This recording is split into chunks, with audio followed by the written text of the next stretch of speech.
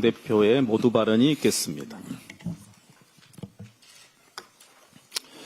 이 시대의 큰 어른 민주당의 뿌리 이해찬 전 총리님을 보내드렸습니다. 그의 뜻을 마음에 품고 우리 앞에 놓인 과제를 하나하나 수행해 나가겠습니다.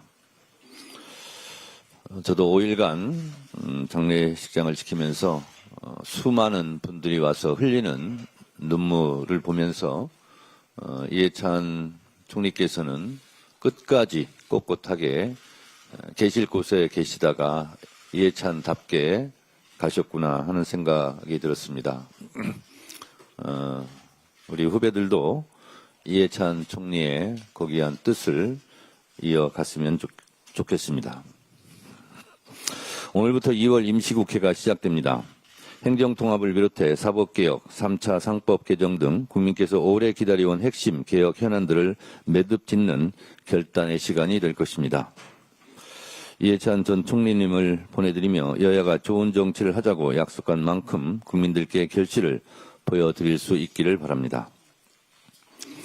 코스피가 지난주 5,200을 훌쩍 넘어선 가운데 어제 산업통상자원부가 발표한 1월 수출 실적 결과 또한 수출액이 658억 달러를 기록하며 역대 1월 중 최고치를 경신했습니다. 반도체와 자동차가 주도한 이 압도적인 기세를 이어가기 위해서는 관세 불확실성을 시급히 걷어내야 합니다. 우리 정부가 치열한 외교 끝에 타결한 미국과의 관세 협상이 흔들림 없이 현장에 안착할 수 있도록 또 우리 기업이 더 이상 불안에 떨지 않도록 대미투자특별법도 신속히 처리하겠습니다. 설 명절이 2주 앞으로 다가왔습니다. 민생 법안 처리를 위해 각 상임위에서 속도감 있게 논의해 주실 것을 요청드립니다. 더불어민주당은 오직 민생을 최우선에 두겠습니다. 성과로 말하고 결과로 책임지는 민주당, 국민과 끝까지 함께하는 민주당이 되겠습니다. 나라의 주인이 국민이듯이 당의 주인은 당원입니다. 국민 주권 시대는 나라의 주인인 국민이 나라의 운명을 결정하는 시대를 말합니다. 당원 주권 시대 역시 당의 주인인 당원이 당의 운명을 정하는 시대를 의미합니다. 국민 투표가 1인 1표이듯 당원 투표도 1인 1표가 헌법이 명령하는 평등선거의 원칙입니다. 1인 1표제는 당원의 85.3%가 찬성하고 있습니다. 당원의 뜻에 따라 처리되기를 바랍니다. 나라의 운명도 국민이 결정하듯이 당의 운명은 당원이 결정해야 합니다.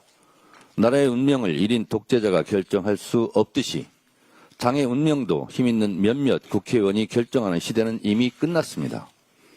나라의 헌법을 1인 1표 국민투표로 결정하듯이 당의 헌법인 당원도 1인 1표 당원투표로 결정하는 것은 너무도 당연합니다. 오늘 10시부터 내일 6시까지 중앙위원 여러분의 온라인 투표로 1인 1표 당원 개정 절차를 완수합니다. 당의 주인인 당원 개개인의 표에 차등을 두는 시대를 끝내고 당원 한 사람 한 사람의 뜻이 그대로 1대1로 반영되는 당으로 나아가야 합니다. 당원 주권 시대 중앙위원 여러분께서 높은 투표율과 높은 찬성률로 마무리해 주실 것을 부탁드립니다. 1인 1표제도 당원들의 뜻에 따라 결정했듯이 합당 문제도 당원들의 뜻에 따라 결정해야 합니다. 당원 투표, 전당원 투표로 결정해야 합니다. 저는 당대표로서 합당 제안을 한 것이지 합당을 결정하거나 합당을 선언한 것이 아닙니다. 당원 토론 절차를 거쳐 당원 투표로 당원들의 뜻에 따라 결정될 것입니다. 합당에 대한 당원들의 뜻이 어디에 있는지 당원들의 토론 속에서 공론화 절차를 밟겠습니다. 당원들의 뜻을 묻지 않고 당원들의 토론을 듣지 않고 당원들의 토론 절차를 건너뛰고 당의 의사를 결정할 수는 없습니다. 저는 당대표로서 당원들에게 합당에 대한 뜻을 묻는 제안을 했고 이제 당원들의 뜻을 묻는 민주적 토론 절차를 시작하겠습니다. 저는 당원들이 하라면 하고 하지 말라면 하지 않겠습니다. 저는 당원들이 가라면 가고 멈추라면 멈추겠습니다. 저는 전당대회 때 약속드린 것처럼 오직 당심, 오직 민심만 믿고 가겠습니다. 당원의 명령에 따라 가고 당원의 명령에 따라 방향을 정하겠습니다. 옛날 제왕적 총재 시절에는 총재 1인이 합당을 결정하고 선언했습니다. 지금은 당의 운명을 당의 주인인 당원이 결정합니다. 지금은 총재가 합당을 결정하거나 선언할 수 있는 폐쇄적, 수직적 정당이 아닙니다. 합당 문제든 무슨 문제든 더불어민주당의 운명은 당의 주인인 당원이 결정합니다. 저는 당대표로서 합당에 대한 공론화의 문을 열었으니 이제 당원들께서 당의 운명을 결정해 주십시오. 당대표도 국회의원도 그 누구도 당원들의 결정에 승복해야 합니다. 그렇게 합시다. 통합은 힘을 합치자는 것이고 분열은 힘을 빼자는 것입니다. 통합이 분열이라는 말은 언어 모순이자 뜨거운 아이스크림이라는 같은 형용 모순입니다. 더하는 뺄셈, 빼는 덧셈, 휘어진 직선, 고든 곡선 같은 말입니다. 공익과 사익은 다른 것입니다. 통합하면 승리하고 분열하면 패배합니다. 분열한 채 선거를 치르는 것보다 통합하여 선거를 치르는 것이 하나라도 이익이고 승리의 가능성을 높입니다. 2, 3%의 박빙의 선거에서 부직갱이라도 힘을 보태야 하는 것은 선거의 기본입니다. 한 표라도 더 얻으려고 상가문을 열고 들어가서 호소하는 출마자의 심정을 10분 헤아려야 합니다. 한 표가 아쉬워 땀을 흘리며 뛰는 출마자들에게 2, 3%의 지지율이 너무도 큰 비율이라는 것은 다 아실 것입니다. 진실하고 성실하고 절실한 선거 때의 마음을 헤아린다면 분열보다 통합을 선택해야 하는 것 아니겠습니까? 싸움에서 이기는 길은 싸우지 않고 이기는 법, 싸우지 않아도 되는 사람과 싸우지 않고 다 같이 힘을 합쳐 싸우는 것이 승리의 길이라 생각합니다. 다 함께 힘을 모아 싸워도 힘든 싸움입니다. 지방선거 승리, 이재명 정부의 성공을 위하여 다 함께 통합해서 힘을 모아 싸우길 바랍니다. 이해찬 전 총리님이 꿈꿨던 온라인 플랫폼 정당, 1인 1표 정당, 민주적 국민정당을 위해 지금까지 그래왔듯이 오직 당원만 믿고 오직 국민만 믿고 뚜벅뚜벅 가겠습니다. 이상입니다. 다음 한병도 원내대표의 발언입니다. 민주당은 2월 국회를 민생국회, 개혁국회로 만들겠습니다. 민주당은 민생 회복의 골든타임을 지키기 위해 2월 국회에서 민생, 개혁 입법 고속도로를 놓겠습니다. 지난 29일 국회는 90건의 민생 법안을 처리했지만 여전히 80여 건이 본회의에 계류되어 있습니다. 민주당은 남은 입법 과제를 조속히 처리하도록 하겠습니다. 아울러 행정통합특별법안 등 개혁법안을 통과시키겠습니다. 김정관 산업통상부 장관이 러트릭 미 상무부 장관을 만나고 돌아왔습니다. 김 장관은 상호 간 이해가 깊어졌다라고 밝혔고 미국 측은 대미투자특별법이 계류 중인 부분에 아쉬움을 표했다고 합니다. 민주당은 통상 불확실성을 제거하기 위한 대미투자특별법 처리에 속도를 내겠습니다. 국민의힘도 조건 없이 협조하시길 바랍니다. 2월엔 일하는 국회를 함께 만들어 나가길 희망합니다. 국민의힘과 서울시가 129 부동산 공급 대책에 회방을 놓고 나섰습니다. 청년과 신혼부부 등 서민 주거 안정을 도모하기 위한 정부의 고심과 노력을 깎아내리기에 바쁩니다.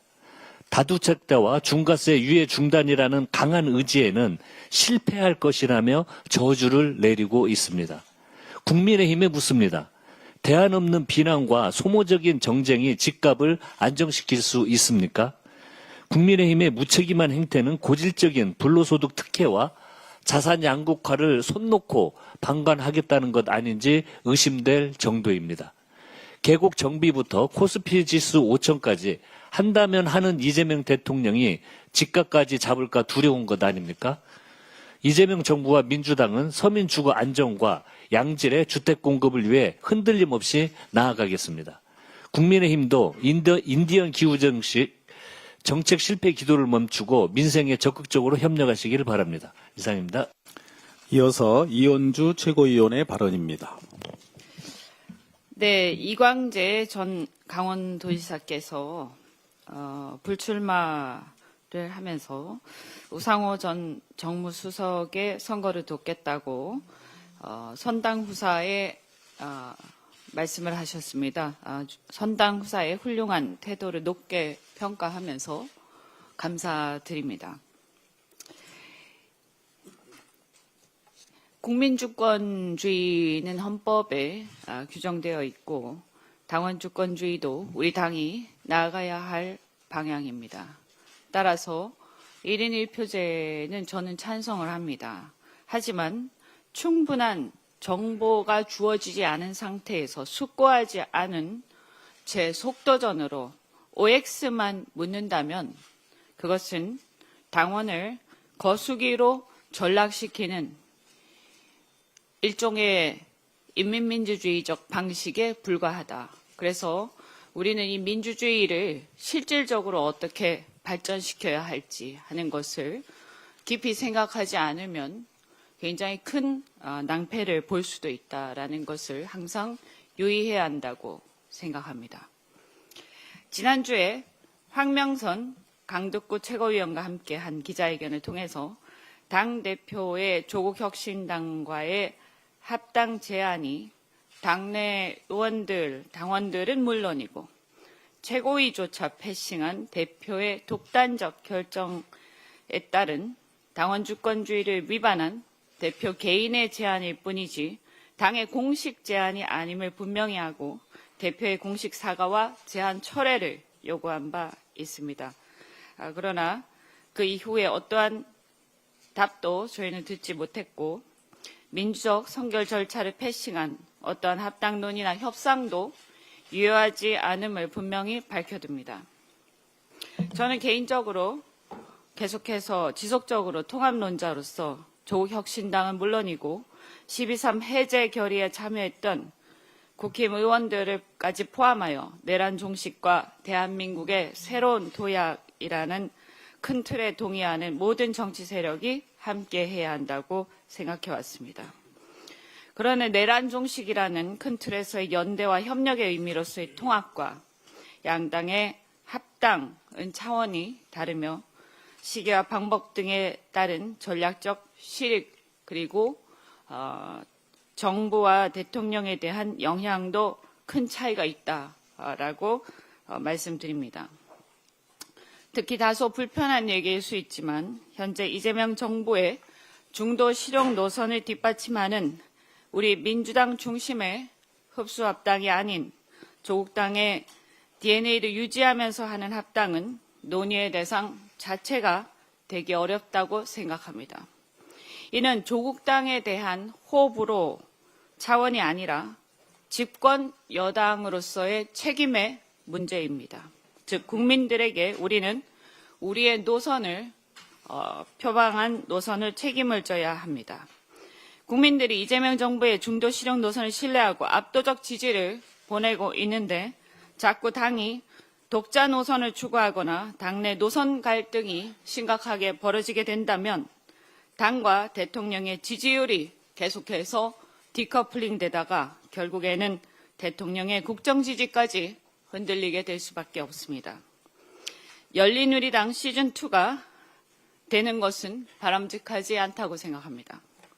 어제 제가 조국혁신당이 주장하는 토지 공개념에 대해 문제 제기를 한 바 있지만 그 외에도 탈원전, 핵잠수함이나 미국의 대외 전략에 대한 입장, 일본과의 공급망 협력 연대 등에 있어서도 이재명 정부의 현실주의, 국익 중심의 실용 노선과 다른 입장을 공공연히 표명해 왔기 때문에 국민들은 조국 혁신당이 이재명 정부의 중도 실용 노선과 궤를 같이 한다고 생각하지 않습니다. 이러한 지점은 최근의 여론조사에서 계층적으로는 중도층, 지역적으로는 서울 수도권과 부울경, 세대로는 2030 세대에서 합당에 대해 부정적 인식이 상당히 큰 것에서도 분명히 드러납니다. 다만 저는 조국혁신당의 그러한 노선이나 정책에 대해 일방적으로 비난하는 것이 아니라 충분히 존중합니다. 하지만 집권 여당이 정권 초기에 섣부른 합당으로 정부와 사사건건 노선 갈등을 빚는 정치 세력이 세력을 만들어 열린우리당 시즌2가 되어서는 안 될 것입니다. 오히려 지금까지처럼 윤석열 같은 거대한 빌런에 맞서 싸울 때나 검찰개혁 등 공통의 아젠다에 관해서는 적극 협력하고 연대하면서 따로 또 같이 하면 충분하다고 생각합니다. 그것이 오히려 양당의 서로의 지지층을 온전히 대변하면서 지지율의 합을 극대화하는 방법이며 억지로 의사를 강요하지 않고 민주적 의사 표시와 다양성을 보장하는 선거제도 개혁 등 정치 개혁으로 나아가는 길입니다. 사실 저는 이 합당이 조국혁신당 선거 출마를 염두에 둔 몇몇 분들을 제외하면 진보정당의 발전을 지지하는 국민들 입장에서도 과연 바람직한 것인지 의문이 듭니다. 그런데 이런 절차적 하자나 노선의 차이도 문제지만 무엇보다 우리는 이 사안의 정치적 본질을 통찰해야 한다고 생각합니다. 영화나 소설을 보면 고대 로마에서는 2인자, 3인자들에 의한 반란이 빈번했습니다. 최근 상황을 보면 고대 로마가 생각납니다. 하늘 아래 두 개의 태양은 있을 수 없다는 것이 진리입니다. 더욱이 대통령의 임기 초에는 말해서 무엇하겠습니까? 한마디로 이 사안의 정치적 본질은 대통령에 대한 지지율이 매우 높고 대통령의 권한이 강력한 임기 초반에 2인자, 3인자들이 판을 바꾸고 프레임을 바꾸어 당권과 대권을 향한 욕망, 본인들이 간판이 되려는 욕망이 표출된 결과임을 부인하기 어렵습니다. 즉 조기 합당은 민주당의 주류교체 시도이자 이재명의 민주당을 정청래 조국의 민주당으로 전환하려는 시도라고 보입니다. 다가오는 지선도 이재명 정부 국정 지지로 치르면 충분합니다. 그런데 그 간판을 바꾸려는 불필요한 시도를 할 필요가 뭐가 있겠습니까? 정부 출범 1년도 안 된 시점에 조기 합당은 당내 차기 대권 논쟁을 조기 점화하고 집권 여당으로서 이재명 정부를 뒷받침하는 입법과 정책에 집중하기보다 차기 정부의 구상에 대한 논쟁으로 날샐 가능성이 많습니다. 실제로도 최근 조국 혁신당 대표께서 차기 정부에 대한 구상 차이 운운하신 적이 있는데 이는 매우 시기적으로 부적절한 발언입니다. 정부 정책을 열심히 뒷받침해야 할 정권 초기에 당의 시선이 대통령보다 차기 권력 구도와 대권 프레임으로 이동하면 국정 집중도와 입법 속도 모두 약화될 수밖에 없습니다. 사실 이미 지금 우리 당내에 그러한 현상이 나타나고 있는 것임을 우리는 직시해야 할 것입니다. 따라서 이 합당 논의는 즉각 중단되어야 합니다.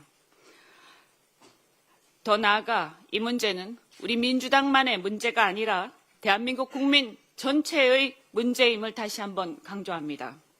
내란 극복 후 어렵게 출범한 이재명 정부의 국정이 흔들림 없이 뒷받침되어 정부가 성공하길 바라는 것은 대선에서 이재명 대통령을 지지했건 안 했건 대다수 국민들의 바람이자 이해관계이기 때문에 우리는 그 믿음을 흔들어서는 안 됩니다.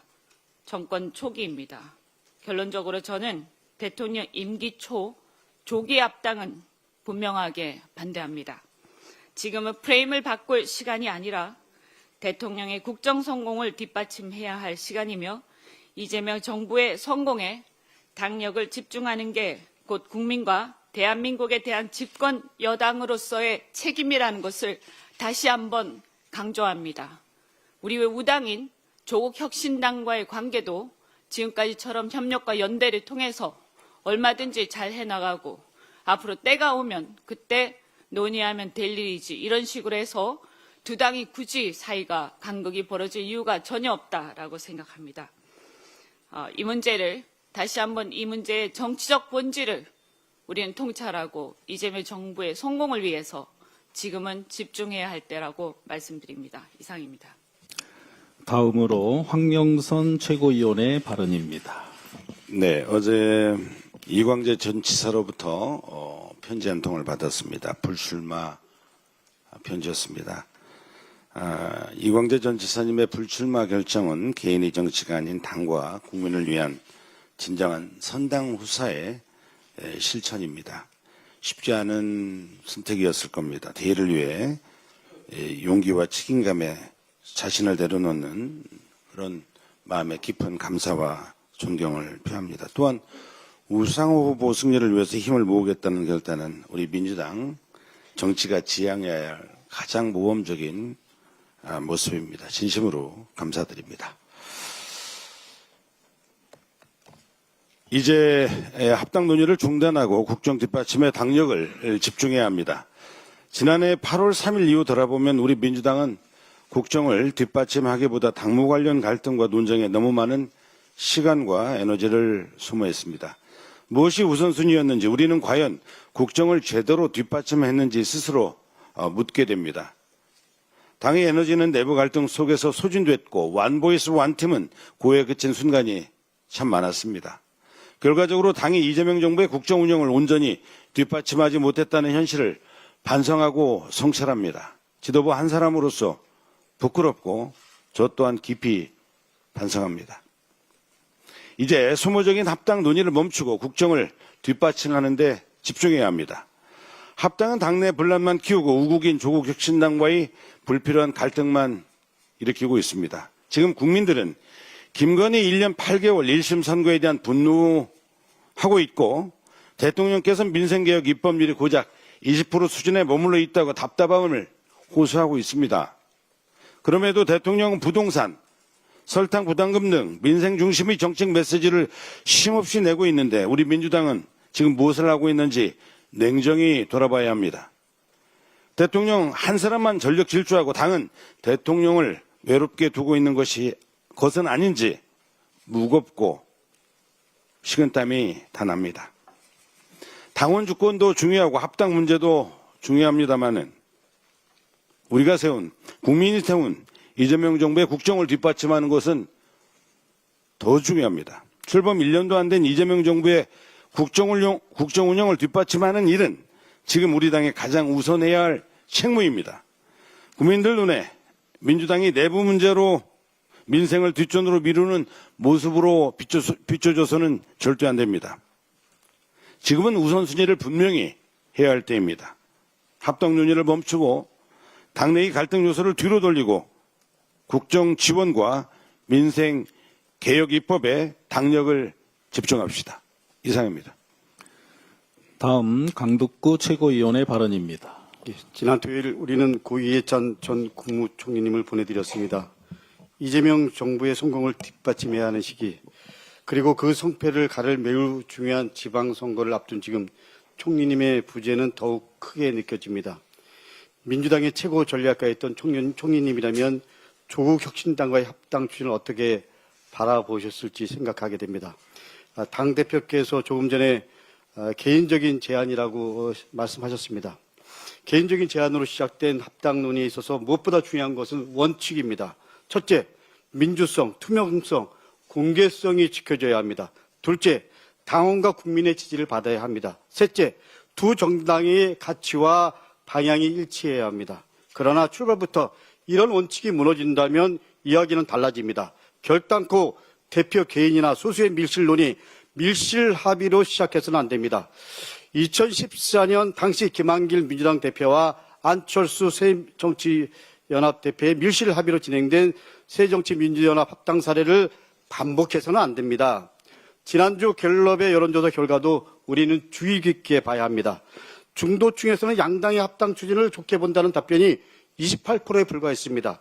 좋지 않게 본다는 답변은 40%나 됐습니다. 선거는 언제나 중도층 확장으로 나가야 한다는 대전제가 있습니다. 그런 의미에서 여론조사 결과가 시사한 바를 결코 무시하거나 간과해서는 안 됩니다. 국민의 시선, 중도층의 판단을 냉정하게 봐야 합니다. 바로 이 지점에서 민주진영의 큰 어른이신 백낙정 교수님의 말씀이 더욱 무겁게 다가옵니다. 며칠 전 조국혁신당 조국 대표와 대담을 통해서 밝히신 백낙정 교수님의 말씀을 하나하나 되새겨 보겠습니다. 절차는 틀렸지만 합당은 지지한다는 태도는 아니하다. 대표의 합당 제한 목적과 동기를 따져봐야 한다. 민주당이 조국혁신당을 흡수해야 할 이유가 없다. 민주당의 명분과 실리 모두 의심스럽다. 민주당의 행태에 대해서 정이 안 간다. 대표가 20년, 30년 구상을 갖고 있는가? 지선 전략도 잘 잡지 못하는 것 같다. 대통령 지지율이 60% 이상이면 이재명 카드로 승부하면 압승하게 되었다라고 말씀하셨습니다. 백낙천 교수님의 이 말씀은 특정 개인에 대한 비판이 아닙니다. 우리 지도부 전체를 향한 민주당을 향한 경고로 받아들여야 합니다. 우리 모두가 성찰해야 할 지점입니다. 역대 선거 직전 합당 사례를 봐도 결과는 의도했던 대로 된 적이 없습니다. 여러분 기억해 보십시오. 2014년 지선 직전 새정치연합과의 합당, 2022년 대선 직전 열린민주당과의 합당, 지선 직전 새로운물결과의 합당도 그랬습니다. 마지막으로 분명히 되짚고 넘어가야 할 사실이 있습니다. 이번 합당 제안은 전적으로 대표 개인의 제안이었습니다. 최고위원회에는 논의도 없이 그야말로 일방적 통보 전달만 있었습니다. 심한 자괴감 지금도 여전히 느끼고 있습니다. 어떠한 원칙도 지키지 못했습니다. 조국 혁신당과의 합당 추진은 이제 원점에서 다시 시작되어야 합니다. 이어서 문정복 최고위원의 발언이 있겠습니다. 이재명 대통령께서 당대표를 하시던 시절이 기억납니다. 의총이고 최고위원회이고 공개적인 자리에서 대표를 앞에 앉혀놓고 그 모진 말을 쏟아냈던 사람들, 그 사람들 지금 어디 있습니까? 그 사람들 당원들이 다 심판했습니다. 당대표께서 개인이 아닙니다. 당원들의 모든 총의로 만들어진 대표입니다. 그 대표가 결정한 사안에 대해서 당원들께 제안을 했습니다. 그리고 이제 공은 당원들께 넘어갔습니다. 당원들께서 하시자고 하면 하실 거고 당원들께서 하시지 말자고 하면 하지 않으실 겁니다. 우리 민주당의 가치는 무엇입니까? 공개적인 면전에서 면박을 주고 비난하고 이렇게 하는 것이 민주당의 가치입니까? 적어도 정부 여당의 공당의 대표가 제안한 내용을 가지고 이렇게 공개적인 석상에서 모욕에 가까운 얘기를 하는 것은 저는 당인으로서의 자세는 아니라고 생각합니다. 당대표께서 제안하셨습니다. 당원들이 뽑은 당대표고 그 당대표께서 제안을 했습니다. 이제 당원들이 결정을 할 차례입니다. 그 과정도 지켜보지 못합니까? 저는 너무 이 상황이 납득이 되지 않습니다.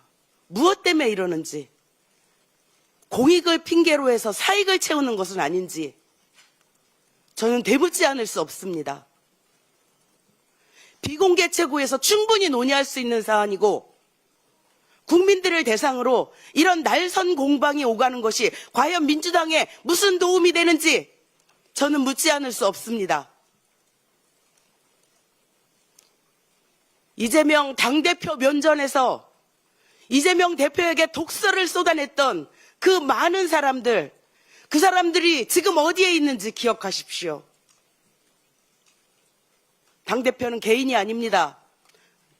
우리 당의 대표입니다. 명심하시기 바랍니다. 이상입니다. 마지막으로 박지원 최고위원의 발언이 있겠습니다. 지난주에 발언문을 다 읽지를 못해서 재활용 한번 하겠습니다. 전략통이자 기획형 리더십으로 널리 알려지셨던 이해찬 고문님께서는 생전에 종종 민주진영의 제갈량으로 비견되곤 하셨습니다. 베트남 출장 중에 별세하셨다는 비보를 접하면서 제갈량이 후출사표에 남겼다고 회자되는 말인 국궁진최 사이후이라는 문장이 떠올랐습니다. 몸을 굽혀 온 힘을 다하고 죽어서야 비로소 멈춘다는 뜻입니다. 고모님은 평생 민주주의와 국정을 위해 헌신하셨고 마지막 가시는 길까지도 한반도 평화와 통일이라는 공적 책무를 놓지 않으신 채 유명을 달리하셨습니다. 고모님은 회고록에서 자신의 삶을 두 갈래 과제로 정리하셨습니다. 87년 이전에는 대한민국 민주화를 위해 거리에서 싸웠고 87년에는 정당에 입당해서 제도 정치의 길로 들어선 이후 민주적인 국민정당 건설이라는 목표에 매진하셨습니다. 정당이 민주적이어야 국가도 민주적일 수 있다는 신념 아래 정당이 선거철마다 갈아타는 중고 승용차가 아니라 국민의 뜻을 싣고 노선과 책임을 지키는 정기 운행 대형 버스가 되어야 한다고 강조하셨습니다. 그리고 그 신념을 제도와 시스템으로 당내 민주주의를 구현하는 실천으로 옮기셨습니다. 불과 몇 년 전까지도 당대표로서 당원 게시판과 플랫폼을 열어서 상시 소통의 길을 만들고 온라인 투표를 가능하게 해서 플랫폼 정당으로 나아갈 토대를 닦아주셨습니다. 총선 공천 룰처럼 중요한 사항을 정할 때 온라인 토론을 먼저 진행하고 전당원 투표로 확정하는 방식을 추진해서 밀실이 아니고 광장에서 시스템 공천이 이루어지도록 힘썼던 노력도 당원들은 잊지 않고 있습니다. 이제 남은 것은 후배들 몫입니다. 고모님께서 남기신 설계도를 유언으로 삼아 절차로 증명되는 당내 민주주의를 더 단단히 세울 때입니다. 당원의 참여를 더 넓히고 당의 의사결정이 더 투명하고 공정하게 작동하도록 노력하겠습니다. 덧붙여서 지금 합당 논의 관련해서 이야기가 뜨거운데 같은 맥락에서 당원들은 합당 관련해서 듣고 싶어하고 궁금해하고 알고 싶어하고 이야기를 나누고 싶어합니다.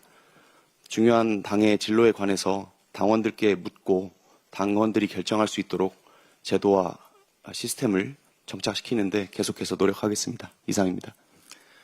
이상 발언을 모두 마치고 당대표께서 회의를 폐회하시겠습니다. 당에서 벌어지는 모든 일의 최종 책임은 당 대표에게 있습니다. 당 대표가 부족해서 벌어지는 일입니다. 당원들께서는 당 대표에게 탓을 해주시기 바랍니다. 저는 당 대표를 하면서 매일같이 밀물처럼 밀려오는 과제들을 처리합니다. 어제 처리한 일은 오늘 생각하지 않습니다. 또 내일 밀려올 파도는 오늘 처리하는 일을 소홀하게 할 수 있기 때문에 오늘 일에 집중합니다. 하루하루 최선을 다하고 그 하루하루가 더해져서 저의 임기가 진행이 될 것입니다. 대한민국의 주권은 국민에게 있고 모든 권력은 국민으로부터 나옵니다. 더불어민주당도 그렇습니다. 모든 당권은 당원에게 있고 모든 당권 또한 당원으로부터 나옵니다. 이것이 당원 주권 시대 당원 주권 정당의 모습입니다. 당원들에게 길을 묻고 당원들이 가라는 곳으로 가겠습니다. 회의를 마치겠습니다.